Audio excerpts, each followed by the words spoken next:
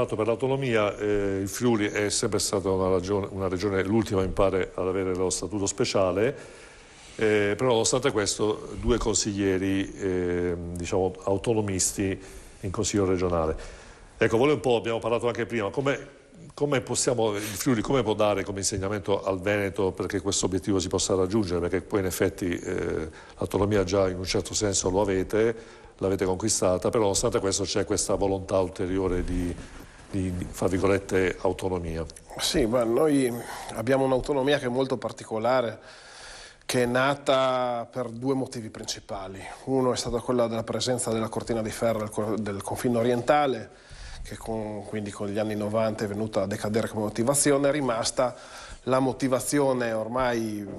superstite principale, che è quella della presenza di un gruppo maggioritario linguistico, che è quello di lingua friulana, e di altri due che sono quello sloveno, che è tutelato da trattati internazionali, e un altro di lingua tedesca. A fianco a questo si è inserita negli anni 60 la motivazione di concederci l'autonomia perché questa zona era una delle più depresse d'Italia e quindi questi tre gruppi linguistici senza un sostegno di legislazione autonoma rischiavano veramente di sparire. Noi siamo stati bravi negli anni, con le poche risorse che avevamo, di farle fruttare bene. Non è un vanto, però nella realtà abbiamo saputo destreggiarci bene, perché abbiamo da rendere merito agli amministratori friulani che abbiamo avuto negli anni 70 nella contingenza della ricostruzione post-terremoto, che sono riusciti a gestire benissimo le risorse. Dobbiamo ringraziare anche lo Stato che ci ha aiutato in quella difficile contingenza, però siamo stati gli unici a riuscire a ricostruire tutto. Siamo stati tra i pochi che non hanno fatto sparire i fondi della ricostruzione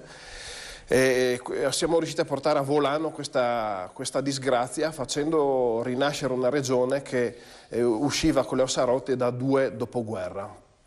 Quindi quello che possiamo dire, gli strumenti di autonomia sono utilissimi se sono